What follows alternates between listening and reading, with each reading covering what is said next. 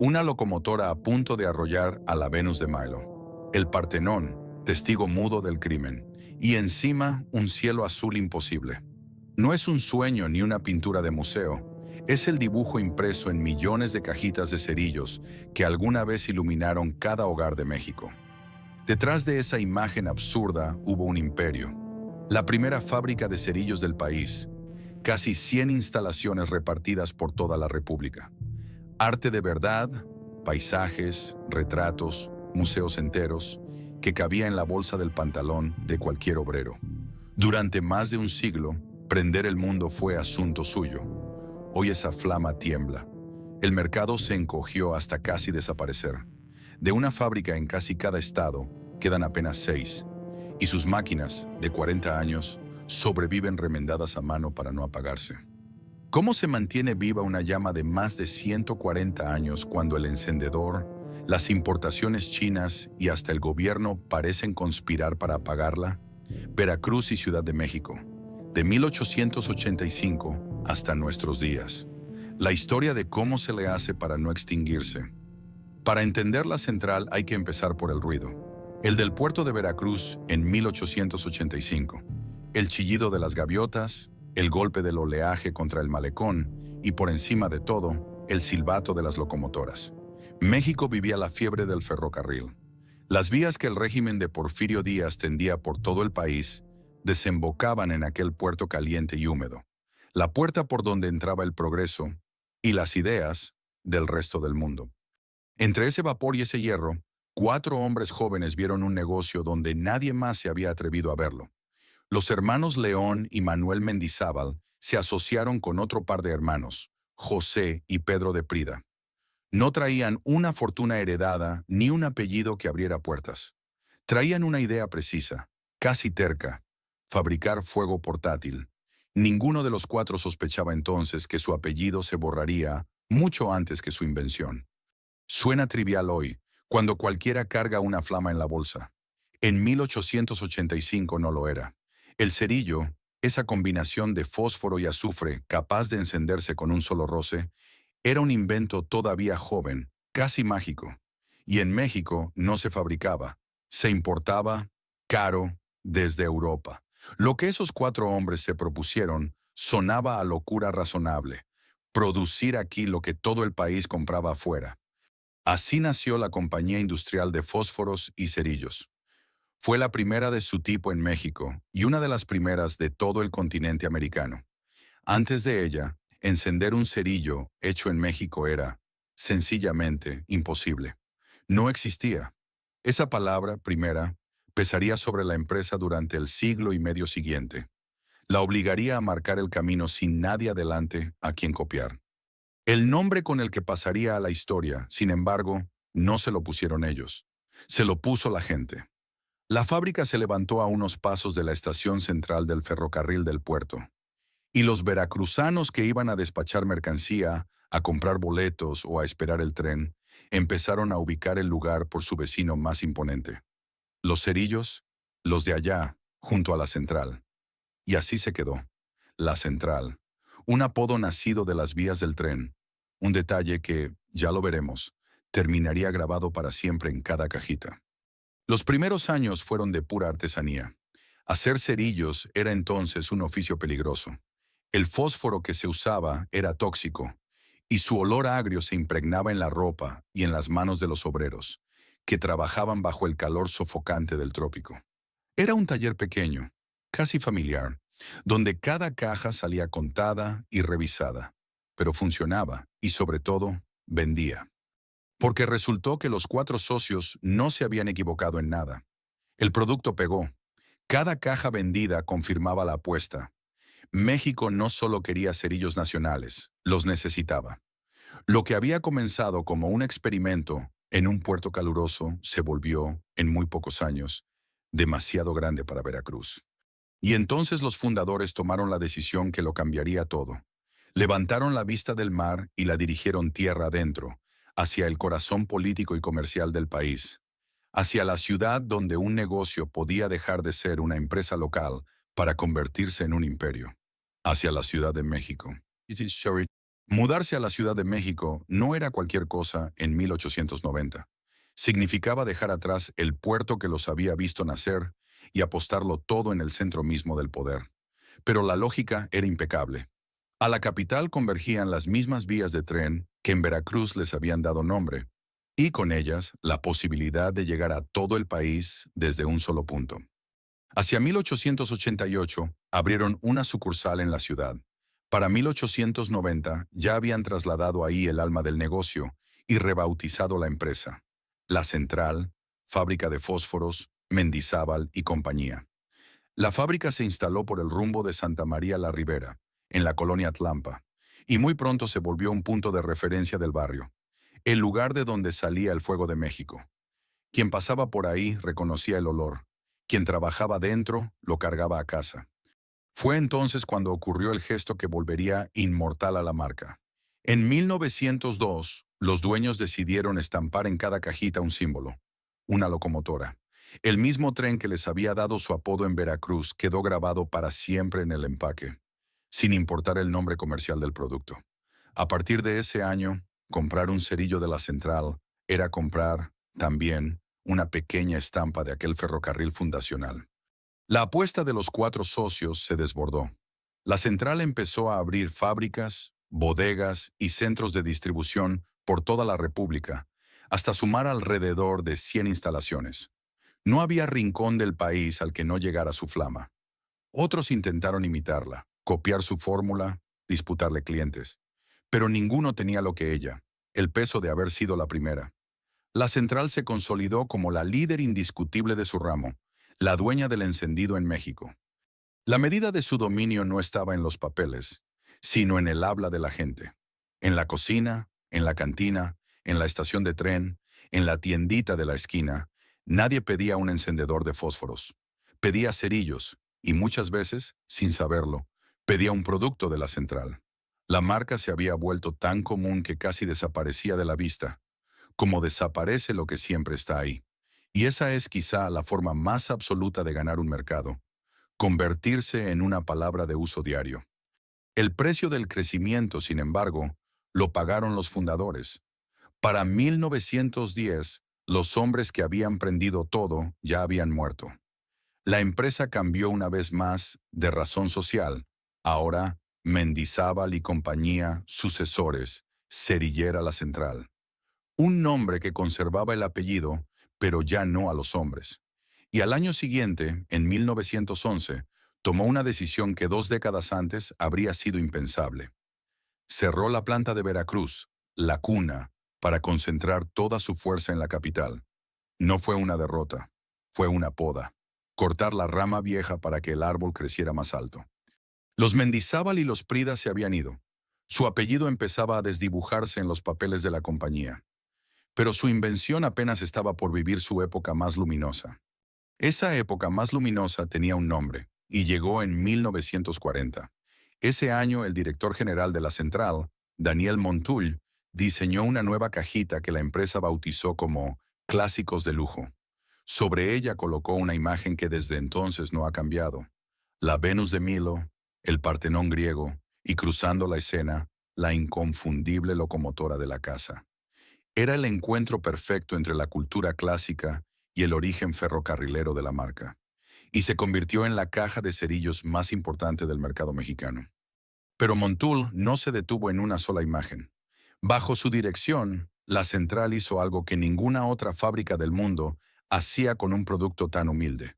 Convirtió la cajita de cerillos en un museo de bolsillo. La empresa encargó colecciones enteras de pinturas y las imprimió en sus empaques. Llegó a reunir más de 100 obras y a dar a conocer a 122 artistas. Hay que detenerse a pensar lo que eso significaba en el México de entonces. Era un país donde la inmensa mayoría jamás pisaría una galería ni vería un cuadro original. Y sin embargo, en la mesa de su cocina, junto a la sal, tenían una pieza de arte. La Central no llevó al pueblo al museo, le metió el museo a la casa, una cajita a la vez. En esos empaques cabía México entero. Paisajes de todos los estados, volcanes, pueblos, costas, plazas de provincia. El paisajista Jorge Cázares se volvió famoso gracias a ellos. Sus cuadros, que pocos habrían visto colgados en una pared, terminaron en la bolsa del pantalón de millones de personas. Y no solo México. La central reprodujo también a los grandes maestros del mundo: Da Vinci, Miguel Ángel, Velázquez, Goya, Rembrandt, hasta Picasso. Por unos cuantos centavos, un niño de cualquier pueblo podía tener en sus manos una obra de arte. Y los niños las querían. La central entendió algo que las marcas modernas pagarían millones por aprender. Convirtió a sus clientes en coleccionistas. Organizaba sorteos y rifas. Escondía premios dentro de las cajitas. Quien juntaba suficientes podía ganarse una pluma fuente, un balón, una bicicleta, artículos deportivos. Hubo incluso quien encontró dinero metido entre los cerillos. De pronto, guardar las cajitas vacías dejó de ser cosa de tacaños y se volvió un pasatiempo nacional. Así fue como una fábrica de fuego se metió, sin pedir permiso, en la vida diaria de los mexicanos. En la cocina, para prender la estufa. En la sala, para encender un cigarro.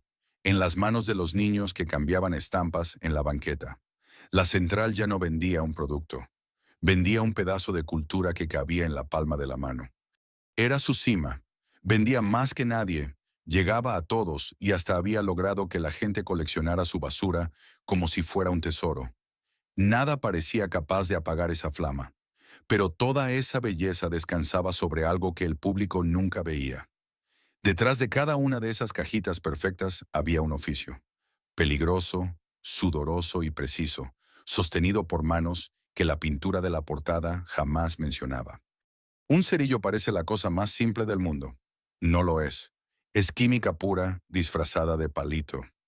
Para que esa flama nazca con un solo roce, hace falta un equilibrio delicado. La cabeza del cerillo guarda, en una gota endurecida, todo lo necesario para encender. Un combustible, una sustancia que suelta oxígeno al calentarse, y un material que despierta con el calor de la fricción. Raspe usted esa cabeza contra la lija de la caja, y en una fracción de segundo, el roce genera calor. El calor enciende la mezcla, y la mezcla estalla en una llama controlada. Toda la magia de la central cabía en esa milésima de segundo. Y no fue gratis llegar a ella. Durante años, hacer un cerillo seguro, que prendiera cuando se quería y no antes, fue un problema de ensayo y error, hasta que la fórmula correcta separó el secreto en dos: la cabeza por un lado y la lija de la caja por el otro, para que el fuego solo naciera cuando ambos se encontraran. Pero antes de la chispa venía el trabajo, y el trabajo era de manos. En la planta de Atlampa, fabricar cerillos era una coreografía de etapas. Primero estaba el palillo. En los clásicos, una tira finísima de papel. En los de cocina, una astilla de madera. Ese palillo se bañaba en parafina, para que el fuego pudiera correr por él sin apagarse de golpe. Luego venía lo delicado: hundir una de las puntas en la pasta inflamable, la fórmula que la empresa guardaba como un secreto de familia. Después dejar secar miles de cabezas en hileras perfectas, cortarlas, contarlas y acomodarlas, una por una, en las cajitas que otras manos habían armado y otras más habían impreso. Era un trabajo de paciencia infinita. Las manos expertas se movían a una velocidad que parecía imposible para el ojo nuevo. Contar, alinear, cerrar, apartar y otra vez, miles de veces al día, sin que una cabeza quedara mal puesta ni una caja saliera incompleta. Había un orgullo callado en esa precisión. El cliente nunca lo notaría. De eso se trataba. Pero detrás de cada caja perfecta había alguien que había hecho exactamente lo mismo 10.000 veces, y lo había hecho bien. No era, además, un oficio inofensivo. Durante buena parte de la historia del cerillo, en México y en el mundo, la materia prima fue tóxica. Sus vapores agrios castigaban a quien pasaba años respirándolos. Hacer fuego para los demás tuvo siempre un costo silencioso, pagado por gente cuyo nombre jamás apareció en ninguna cajita. El arte de la portada se llevaba la gloria. Los pulmones, el sudor y la paciencia los ponían los obreros. Porque ese fue siempre el verdadero motor de la central. No las máquinas, sino la gente que las hacía funcionar. Generaciones de cerilleros y cerilleras, mujeres en su mayoría, sentadas durante horas frente a charolas de palillos, sostuvieron el imperio con la punta de los dedos. Y junto a ellas, una estirpe particular, los mecánicos, porque las máquinas que con el tiempo aceleraron la producción no eran fáciles ni eternas. Se descomponían, se atascaban, envejecían. Hacían falta hombres que las entendieran como a un ser vivo, que les hablaran, que las remendaran. Esa estirpe de ingenieros improvisados iba a resultar, muchos años después, la delgada línea entre la supervivencia y el olvido. Pero eso todavía nadie lo sabía. Había, además, un oficio dentro del oficio, el de la imprenta. Esas portadas que convirtieron a la cajita en un museo no se estampaban solas. Requerían litógrafos, ajustadores de color, prensas que repetían miles de paisajes idénticos, con una precisión casi artesanal. La belleza que el público admiraba era, también, mano de obra. Quien hubiera entrado a la fábrica en sus buenos tiempos, habría encontrado un mundo de contrastes. El olor penetrante de la parafina y el azufre mezclándose con la tinta fresca de las prensas, el calor de la maquinaria, el rumor constante de cientos de manos moviéndose al mismo ritmo. Y al final de la línea, montañas de cajitas listas para salir a iluminar el país. Era ruidoso, era caluroso, era peligroso. Allí, entre el vapor y las prensas, transcurría la vida entera de familias completas que entraban de jóvenes y salían de viejas, sabiendo de cerillos más que de cualquier otra cosa en el mundo. Y todo ese organismo enorme funcionaba como un reloj. Durante décadas ese reloj no falló. La química era confiable, la mano de obra abundante, el mercado entero. Una cajita de cerillos parecía un objeto eterno, barato, necesario, imposible de mejorar. Nadie en aquella planta caliente y ruidosa imaginaba que, del otro lado del mundo, alguien ya estaba fabricando un objeto distinto. Un objeto pequeño, recargable, que no necesitaba palillos, ni parafina, ni pintura. Un objeto que pronto cruzaría la frontera con una sola misión: volver innecesario todo lo que esas manos sabían hacer. Todo imperio próspero atrae imitadores, y el de la central no fue la excepción. Cuando quedó claro que fabricar cerillos en México era, como se decía entonces, un negocio redondo, otros quisieron su parte. A lo largo de las primeras décadas del siglo XX, fueron apareciendo competidores por todo el país. Cerillos La Independiente, La Perla, la Cerillera Pozos, La Imperial, entre varios más. Cada uno con sus marcas, sus colores y su clientela regional. Por un tiempo, el mapa cerillero de México llegó a tener prácticamente una fábrica por estado, y en cada caja viajaba un pedazo de identidad local: el santo del pueblo, el paisaje de la región, el nombre que ahí sonaba. Pero esa competencia, lejos de hundir a la central, confirmó su trono. Porque una cosa era entrar al negocio y otra muy distinta destronar a la empresa que lo había inventado, la que tenía la red más grande, el nombre más viejo y la cajita más reconocible del país. Durante años, todos esos rivales se repartieron las sobras de un mercado que seguía creciendo. No había necesidad de pelear a muerte. El pastel era lo bastante grande para que todos comieran, y la central siempre se quedaba con la rebanada mayor. Para el consumidor, aquella variedad era una fiesta. Coleccionaba marcas, comparaba portadas, defendía la suya como quien defiende un equipo de fútbol. Era una época cómoda, casi adormecida. La líder reinaba, los retadores sobrevivían, y el consumidor mexicano seguía haciendo lo que había hecho durante generaciones: meter la mano a la bolsa, sacar una cajita y raspar un cerillo. El gesto parecía tan eterno como el hambre o la sed. Nadie ahorraba para un futuro distinto, porque nadie imaginaba que pudiera haberlo.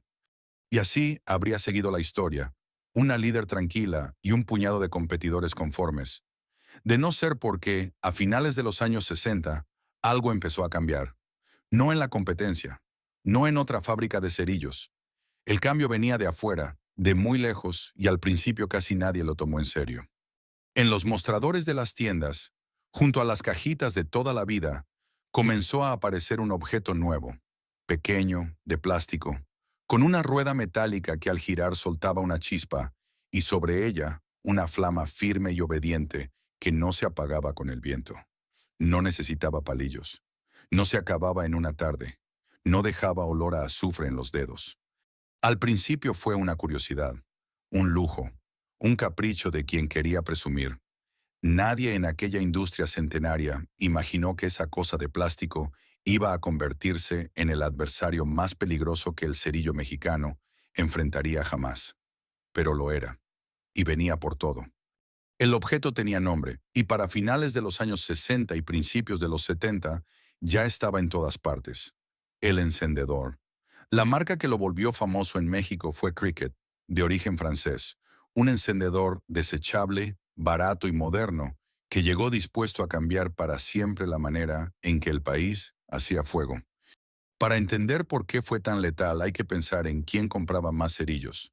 No era la cocina, era el cigarro. El fumador prendía decenas de cerillos al día, todos los días, y era, sin saberlo, el mejor cliente de la industria. A ese fumador el encendedor le ofreció algo que el cerillo nunca podría. Una sola llama, siempre lista, en la bolsa de la camisa, sin cajita que se mojara ni palillos que se agotaran en el peor momento. Imagine la escena repetida millones de veces en cantinas, oficinas y esquinas de todo México. La mano que antes buscaba una cajita, ahora sacaba un encendedor. Lo hacía girar con el pulgar y prendía. Con un solo golpe, fuego.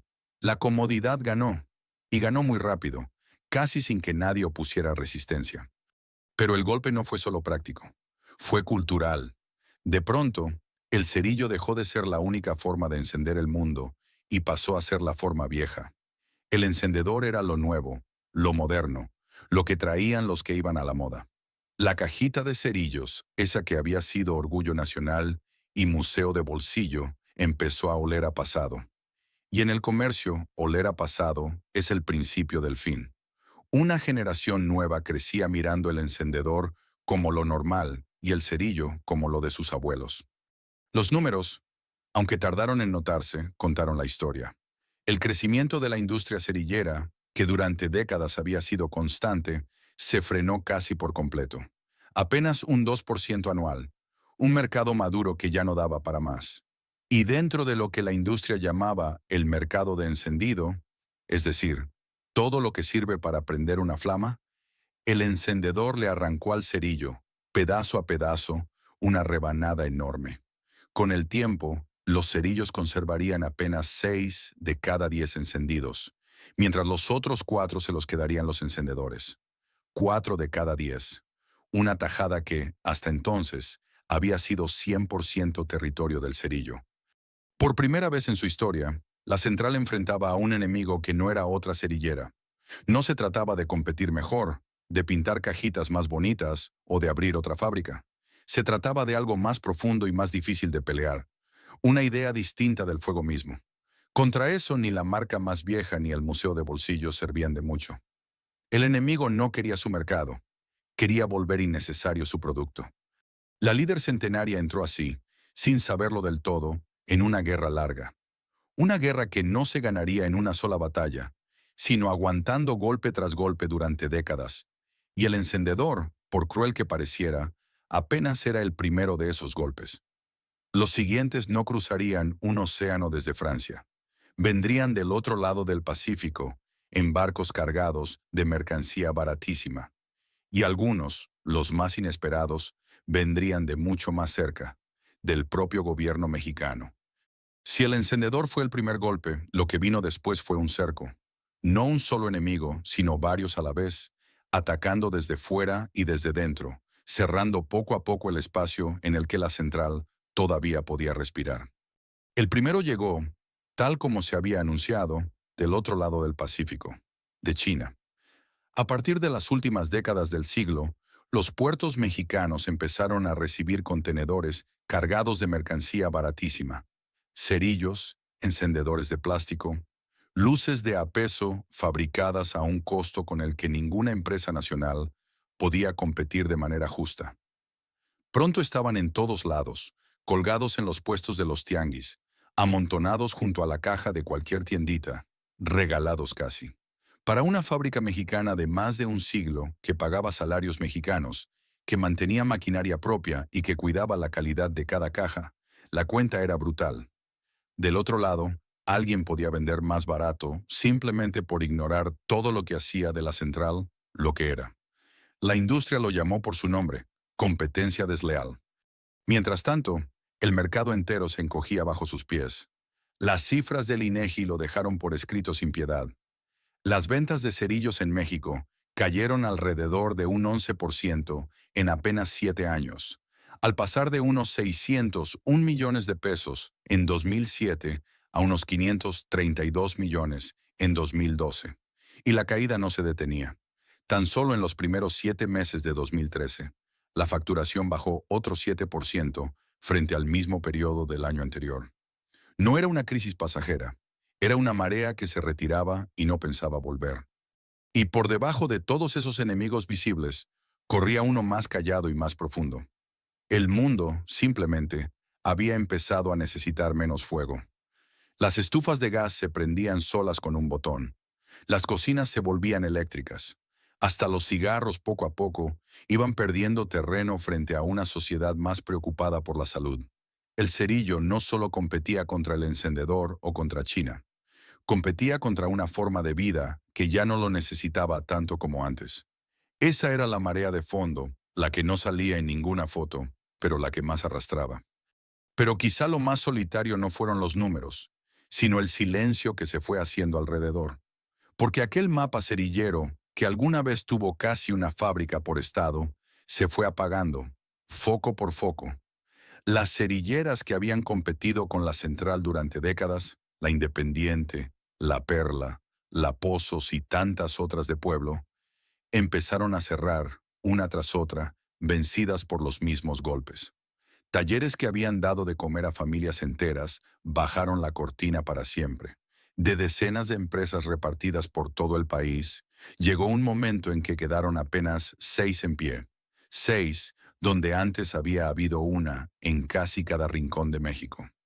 Cada cortina que bajaba no era solo una empresa menos en una estadística. Era un pueblo que perdía su fábrica, un oficio que dejaba de heredarse de padres a hijos, un saber de un siglo que se iba a la tumba sin que nadie lo anotara. Hay una soledad particular en ser de los últimos que quedan en un oficio que se muere. Se gana la carrera sobreviviendo a todos los demás, sí, pero el premio es una pista vacía y un montón de fantasmas por compañía. Y sin embargo, los golpes más crueles no vinieron ni del encendedor francés ni de los barcos chinos. Vinieron de casa. El primero fue casi increíble. Para fabricar sus cerillos de papel, la central necesitaba parafina, esa cera con la que se bañan los palillos. Durante años se la maquiló Pemex, la empresa del propio Estado mexicano, hasta que un día Pemex simplemente se negó a seguir produciéndola. De golpe, la cerillera más antigua del país se quedó sin uno de sus insumos básicos, y no tuvo más remedio que importarlo. ¿De dónde? De China, entre otros lugares. Es decir, el mismo país que inundaba el mercado con producto barato, terminó vendiéndole a la central su materia prima. La ironía era amarga y costaba dinero real. Esa importación encareció sus costos alrededor de un 15%. Y aquí estaba la trampa más cruel. Ese 15% no lo podía trasladar al precio. Como explicaba Fabián Montufar, gerente de operaciones de la planta, si encarecían el producto, el consumidor simplemente dejaría de comprar o se iría con la luz china de a peso. Estaban atrapados entre dos paredes que se acercaban, un insumo cada vez más caro y un cliente que no aguantaba ni un centavo de aumento. Producir les costaba más, venderlo, lo mismo o menos. El segundo golpe desde dentro fue la ley. Cuando la Ciudad de México endureció su legislación antitabaco y empujó a los fumadores fuera de bares, restaurantes y oficinas, dio sin querer otro zarpazo al cerillo. Hay que recordar quién era su mejor cliente, el que prendía cigarros. Menos cigarros encendidos en lugares cerrados significaban, directamente, menos cerillos raspados. Una medida pensada para proteger la salud pública terminó lastimando, de paso, a una de las empresas más viejas del país. Nadie lo hizo con mala intención, pero al cerillo le dolió igual, y le dolió justo donde más vendía, en la mano del fumador que ahora prendía afuera, a la carrera, con cualquier cosa. Hagamos entonces la cuenta de lo que enfrentaba. La central ya había entrado el nuevo siglo, con más de 125 años a cuestas. Un invento extranjero que volvía obsoleto su producto. Importaciones que lo vendían más barato de lo que ella podía siquiera soñar. Su propio proveedor estatal dándole la espalda. Y las leyes de su propio gobierno recortándole la clientela. Cualquiera de esos golpes, por separado, había bastado para cerrar a otras empresas. Juntos, deberían haber acabado con ella. Conviene detenerse en lo absurdo de la situación. Una empresa fundada en el siglo XIX, que había sobrevivido a revoluciones, guerras mundiales y crisis económicas, se encontraba ahora peleando en 4 frentes al mismo tiempo, y en ninguno de ellos contra un rival al que pudiera vencer con mejores cerillos. No era cuestión de calidad, era cuestión de aguante. La que resistiera más tiempo, gastando menos y soltando menos gente, sería la única que quedara prendida al final. Y no la acabaron, porque al frente seguía alguien dispuesto a no soltar la flama. José Luis Barroso, el dueño que durante esos años mantuvo a la central como líder de un mercado cada vez más chico. Y detrás de él, aquella estirpe de mecánicos e ingenieros que ya conocemos, capaces de hacer milagros con tal de no dejar morir las máquinas. La pregunta, a estas alturas, había cambiado. Ya no era ¿sobrevivirá la central al encendedor? Era otra, más asombrosa. ¿Cómo es posible que, contra todo esto junto, la flama siga encendida? La respuesta no fue la suerte. Fue una serie de decisiones duras, casi brutales. Encogerse para no morir, tragarse a sus propios rivales y abandonar la casa de toda la vida. La historia de cómo la central se replegó para sobrevivir es el siguiente capítulo. Cuando ya no se puede ganar la guerra, lo que se salva es el ejército. Algo así hizo la central. Rodeada por enemigos en todos los frentes y atrapada en un mercado que se encogía año con año, dejó de intentar crecer a la antigua y empezó a hacer algo más frío, más duro y más astuto. Encogerse a propósito y devorar lo que pudiera. El primer movimiento fue la consolidación. En un mercado que ya no daba para más, la única forma de conservar volumen era quedarse con lo que los moribundos iban dejando atrás. Así que la central absorbió competidores. Uno de ellos fue la Imperial. Sí, la misma la Imperial que años antes había sido su rival. Terminó convertida en parte de la central.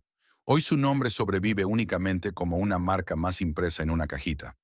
Un competidor reducido a una etiqueta en el estante de la empresa que lo sobrevivió. Para los dueños de aquellas marcas absorbidas, en cambio, el trato tenía otro sabor.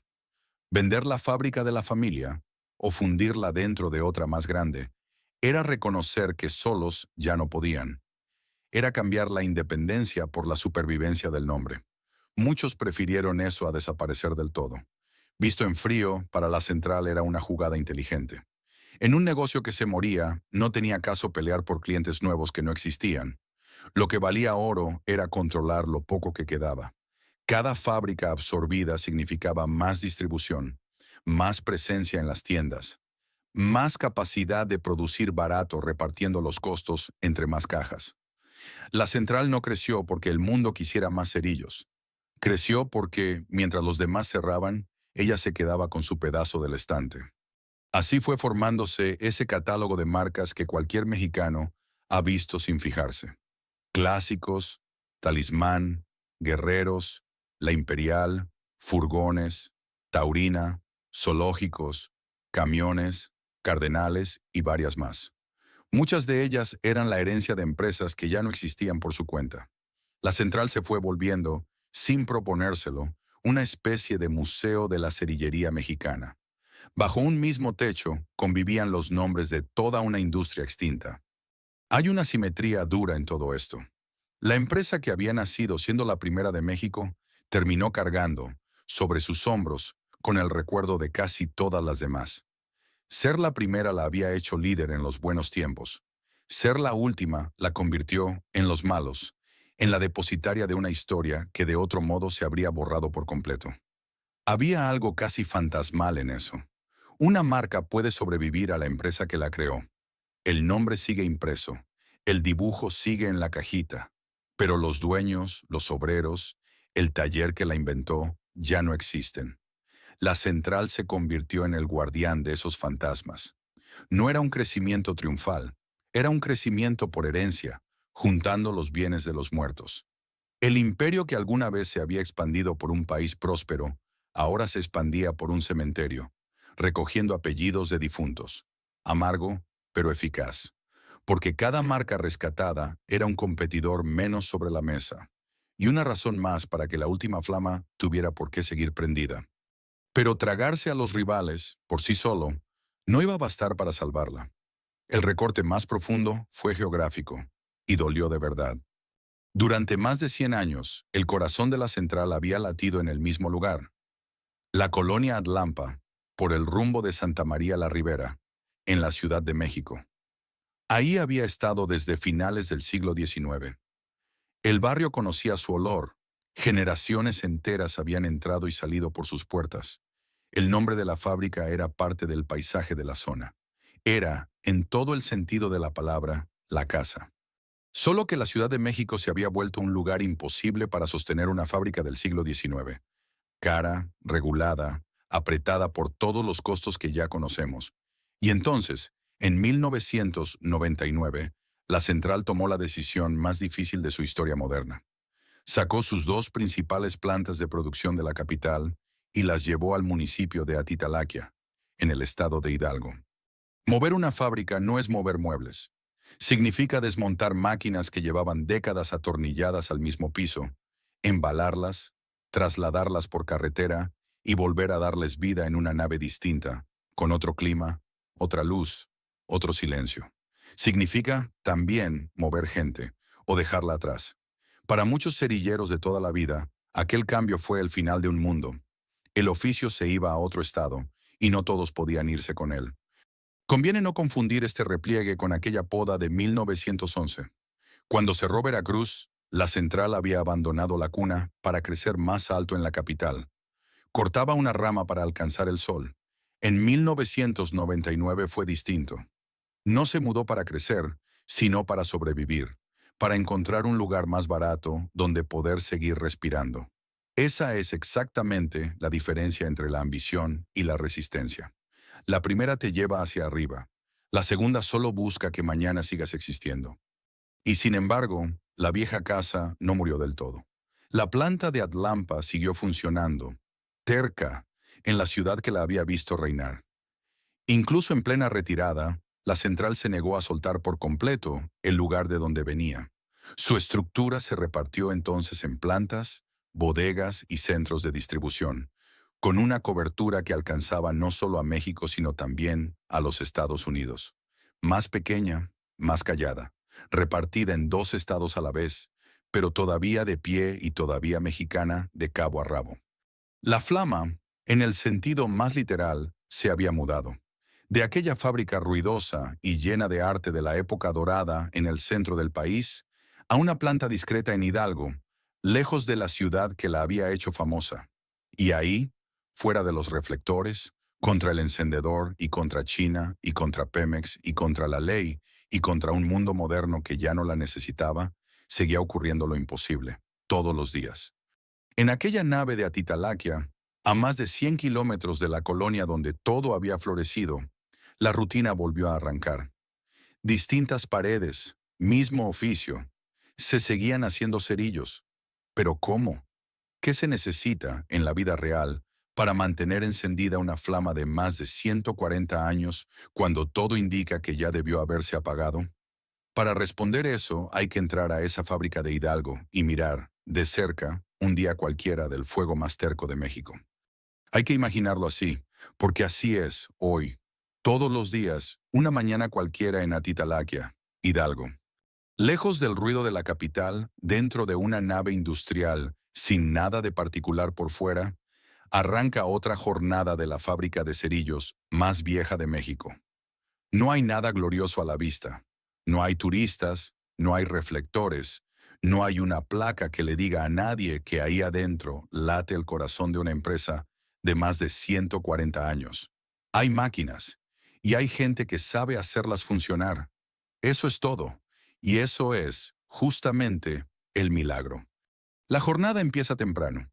Los trabajadores van llegando, se acomodan en sus puestos, encienden los equipos y poco a poco la nave pasa del silencio al traqueteo.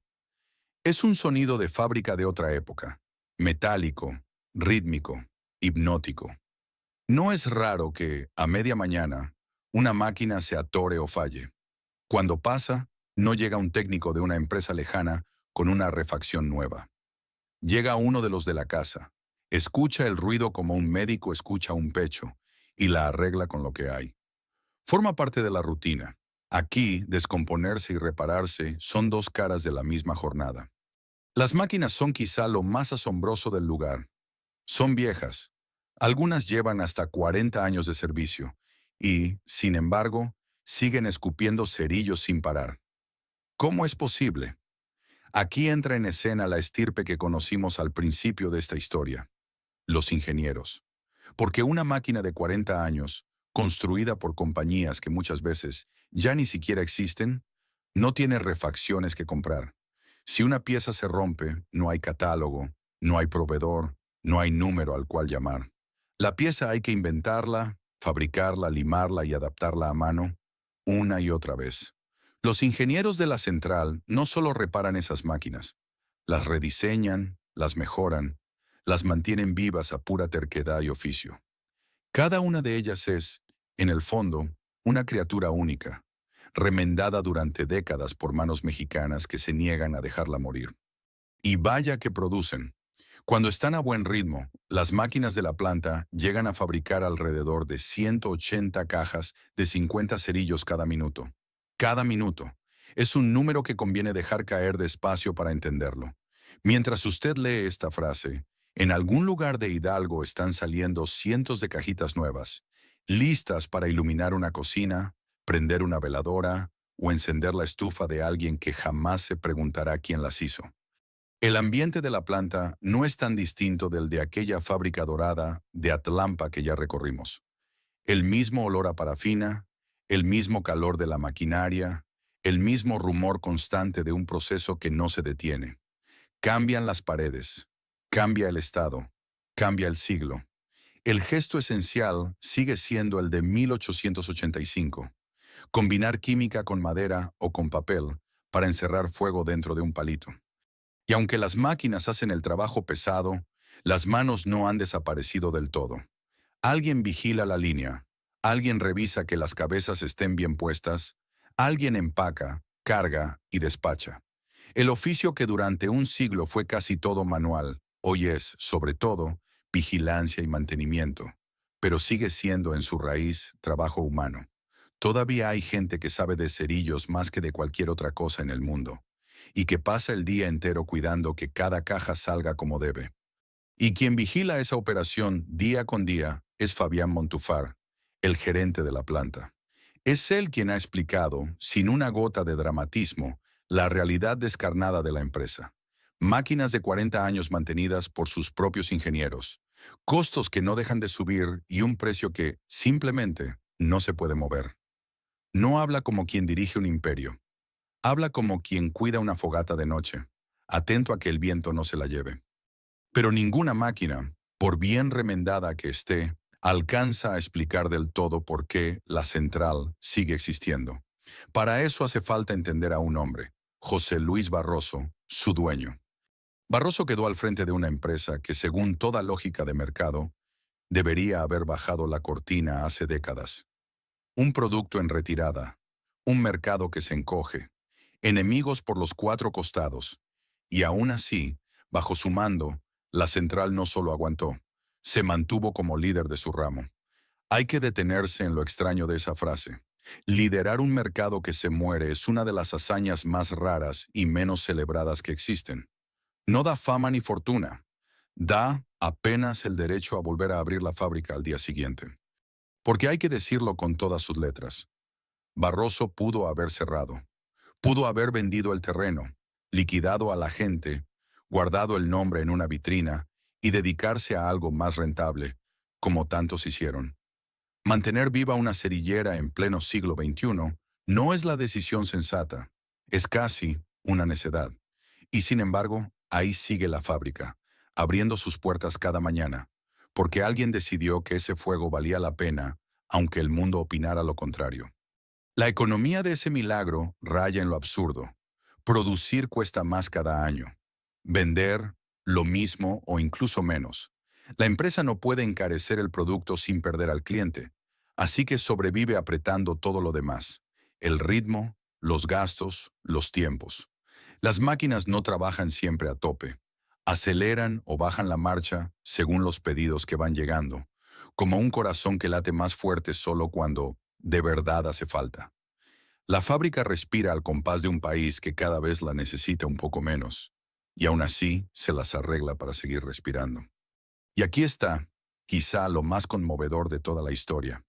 Esa nave discreta de Hidalgo, con sus máquinas viejas y sus ingenieros milagreros, es la descendiente directa de aquel imperio que imprimía museos en cajitas y regalaba bicicletas en sorteos. Es la misma flama, más chica, más vieja, más cansada, pero exactamente la misma.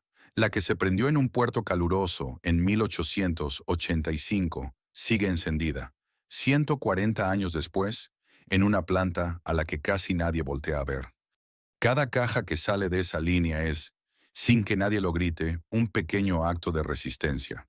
Una empresa que debería estar muerta, haciendo fuego con máquinas de 40 años y con manos que aprendieron el oficio de otras manos, en un mundo que ya tiene mil maneras de encender sin ella. No es nostalgia lo que la sostiene, es terquedad pura. Es una flama que, contra todo y contra todos, se niega a apagarse. La pregunta con la que arrancó esta historia tiene, por fin, su respuesta. ¿Cómo se mantiene viva una llama de más de 140 años cuando el encendedor, China, Pemex, las leyes y hasta la costumbre conspiran para apagarla? Así, con ingenio, con aguante, con un dueño que no suelta y unos ingenieros que reconstruyen lo irreparable. No con un gran milagro, con muchos milagros pequeños, repetidos en silencio cada mañana. Pero sobrevivir no es lo mismo que importar. Y queda una última pregunta, tal vez la más difícil de todas. Después de tanta pelea, ¿qué deja la central? ¿Qué se salva exactamente cuando se salva una simple cajita de cerillos? ¿Qué se salva cuando se salva una cajita de cerillos? Resulta que mucho más de lo que parece. Empecemos por lo que se puede medir. Hoy, después de todas las batallas, la central sigue siendo la dueña de aproximadamente la mitad del mercado mexicano de cerillos. La mitad. De uno de los productos más humildes que existen, en un país entero, una sola empresa de más de 140 años conserva alrededor del 50%, y lo hace siendo, todavía, 100% mexicana, ni vendida a un consorcio extranjero, ni absorbida por una multinacional. Es de las poquísimas industrias nacidas en el siglo XIX que siguen de pie, con dueño mexicano y fabricando en México. En una época en la que tantas marcas queridas de México terminaron en manos de capitales de otros países, que una empresa así siga siendo enteramente nuestra no es un detalle menor. Es casi una rareza histórica, un pedazo de soberanía industrial que se resistió a venderse. ¿Y quién sigue comprando cerillos en plena era del encendedor y del celular que alumbra? La respuesta dibuja un mapa conmovedor del país. Donde más se siguen usando es en lugares como Oaxaca, Guerrero y Nuevo León. El México de las cocinas de leña, de las veladoras, de los altares, de las fiestas del pueblo, de las tradiciones que no tienen ninguna prisa por modernizarse. El cerillo sobrevive, en buena medida, en el México más profundo y más fiel a sí mismo. Mientras haya una vela que prender frente a un santo, habrá un cerillo que rascar. Y la cajita más famosa de todas sigue saliendo de la línea tal como nació. Los clásicos de lujo de 1940, la Venus, el Partenón, la locomotora, se siguen imprimiendo hoy, casi sin un solo cambio. Piénselo un momento, un diseño de hace más de 80 años, sobreviviendo intacto en los estantes, mientras todo a su alrededor cambió mil veces. Pocas imágenes mexicanas han durado tanto, sin moverse un milímetro. Y no es que la empresa se haya quedado congelada en el pasado, solo repitiendo lo de siempre. Para no apagarse, también supo reinventarse en lo pequeño. Hoy fabrica cerillos con papel reciclable y materias primas más amigables con el ambiente, y produce cajitas personalizadas para restaurantes, bares y negocios.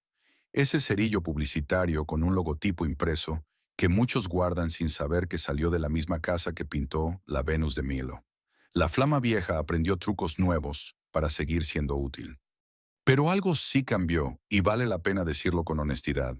Aquella fiesta de arte de la época dorada, las colecciones nuevas, los más de 100 artistas, los paisajes inéditos en cada caja, se fue apagando. La difusión cultural que convirtió a la cajita en museo ambulante prácticamente se detuvo. Ya no se encargan grandes colecciones nuevas como antes.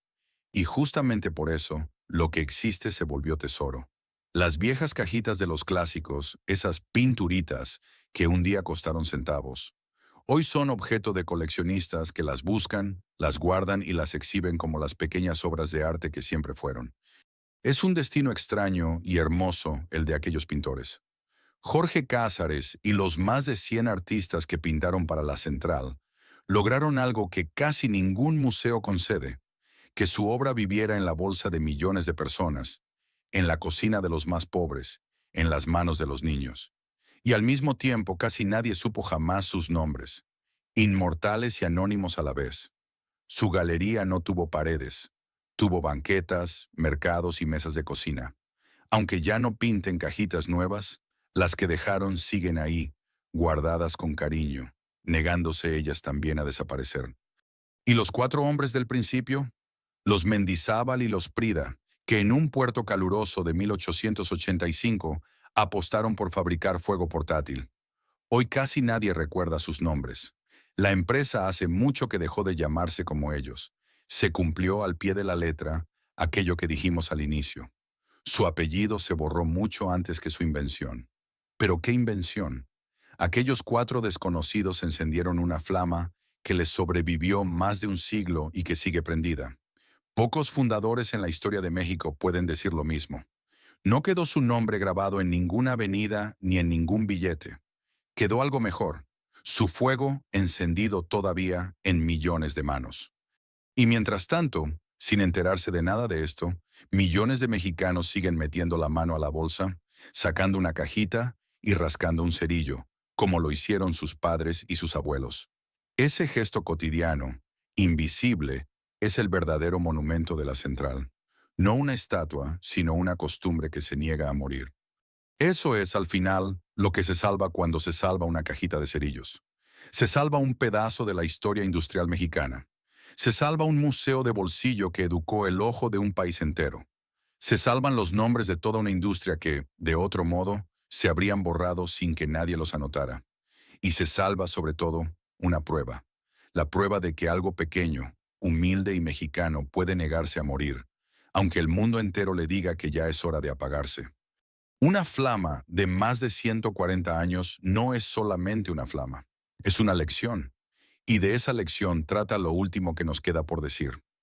La historia de la Central deja mucho más que la crónica de una cajita de cerillos. Deja lecciones que arden más allá del fuego. La primera tiene que ver con la permanencia en un mundo hecho para tirarse. El siglo que vivimos está rodeado de objetos diseñados para durar poco: usar y desechar, comprar y reemplazar. El encendedor le ganó terreno al cerillo, en parte por ser más desechable, más cómodo, más fácil de olvidar. Y sin embargo, ahí está la Central, demostrando lo contrario: que algunas cosas se ganan el derecho a durar, y que la permanencia, aunque el mercado no siempre la premie, es en sí misma un valor que la historia termina por reconocer. Hay objetos que mueren con su moda y otros que se vuelven memoria. El cerillo de la Central pertenece, contra todo pronóstico, a los segundos. La segunda lección es quizá la más hermosa. Lo más grande que hizo la Central no fue dominar un mercado, sino decidir que hasta el objeto más barato y más humilde del bolsillo de un pobre merecía una obra de arte en la portada. Trató una cajita de centavos como digna de la Venus de Milo. Hay una filosofía entera en ese gesto. La idea de que la belleza no es solo para quien puede pagar la entrada de un museo, de que la dignidad y el arte caben hasta en lo más pequeño, si alguien se toma la molestia de ponerlos ahí. Un país que pinta sus cerillos es un país que cree que su gente merece cosas bellas, aunque sean diminutas. Y la tercera lección es acaso la más difícil de aceptar. La Central nunca venció al encendedor, ni a China, ni a la modernidad. No ganó la guerra, simplemente se negó a perderla, un día tras otro, adaptándose, encogiéndose, reinventándose, aguantando. Porque a veces sobrevivir no es una victoria gloriosa, sino 1000 pequeñas terquedades repetidas en silencio. Y hay un heroísmo extraño, callado, en el simple acto de negarse a desaparecer cuando todo, absolutamente todo, invita a hacerlo. Un heroísmo que no sale en los periódicos, pero que enciende cada mañana. Y hay una cuarta lección, más callada, escondida entre las otras tres. Es la del valor de lo invisible. Nada de lo que hizo grande a la central tuvo nunca un reflector encima.